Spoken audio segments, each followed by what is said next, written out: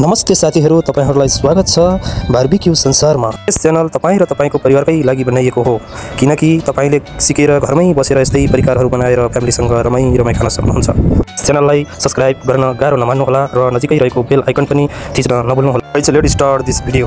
अहिले यहाँ 1000 ग्राम कुखुरा 1 किलो लिएको छु। यसलाई काटेर चट्ट पिस बनाउनु पर्छ। पिस भइसकेको छ, हेर्न सक्नुहुन्छ। यस्तै पिस बनाउनु होला तपाईहरुले पनि। यसलाई हामीले मसलाहरुमा मिक्स गर्नुपर्ने हुन्छ। मसलामा मैले यहाँ 5 आइटम मसला लिएको छु र दही टमाटरको पेस्ट पनि लिएको छु। तपाईहरुले पनि राख्नु होला। यसलाई मजाले मिक्स गर्नुपर्ने हुन्छ। हामीले मासु पहिले मसला मिक्स गर्नुपर्ने हुन्छ र पछि मासु राखेर मासुमा मिक्स गर्नुपर्ने हुन्छ। यसलाई केही समय छोपेर फ्रिजमा राख्नुपर्छ। मैले फ्रिजमा 1 घण्टा राखेर अब यी सबै मासुलाई स्कुबरमा उन्नुपर्ने हुन्छ।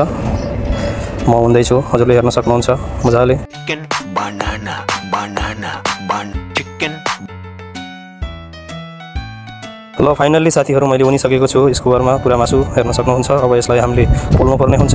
को लागि पनि तयारी गरिसकेको छ, हेर्न सक्नुहुन्छ। यो चाहिँ प्रत्यक्ष मैले देखाइरहेको छु तपाईलाई पुरा लाइभमा। स्टार्टदेखि एन्डिङसम्म म पुरा भिडियो तपाईलाई देखाउने छु प्रत्यक्ष। तपाईहरु भिडियोलाई स्किप नगरी पुरा हेरिदिनु होला।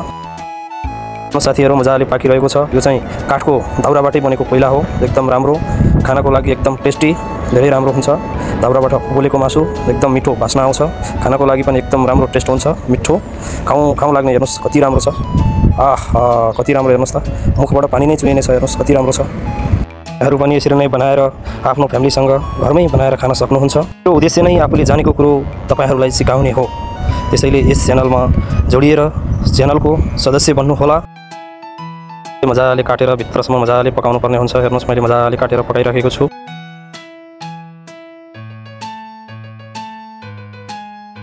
देख्नु भएको चाहिँ ब्रेड हो, रोटीमा टमाटर पेस्ट र चिल्ली पेस्ट मिक्स गरेर लगाएको हो। खानाको लागि बहुत टेस्टी हुन्छ, धेरै राम्रो। तपाईहरुले यस्तै रेसिपीहरु बनाएर खान सक्नुहुनेछ। गाइस, मासु पनि पाकिसकेको छ। प्लेटमा धमाधम राख्दै छु। अब एकछिनमा खाइन्छ बसेर। हेर्नुस् कति राम्रो भएको छ, मजाले भित्रसम्म पाकेको छ है। कति खाम लाग्ने, हेर्नुस् कति राम्रो देखिएको छ। तपाईहरु पनि यस्तै बनाएर खानु होला, टेस्ट गर्नु होला, एकदम मिठो हुनेछ।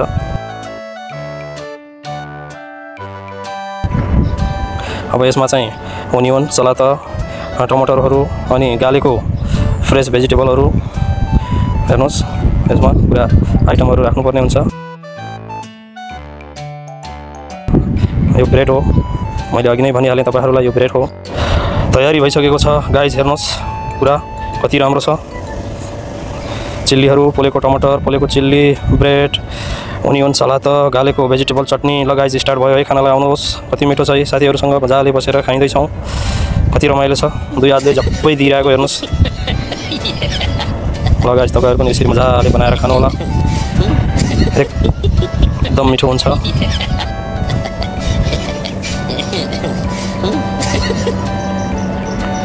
ल गाइज, खाना पनि खाइँदै छौं।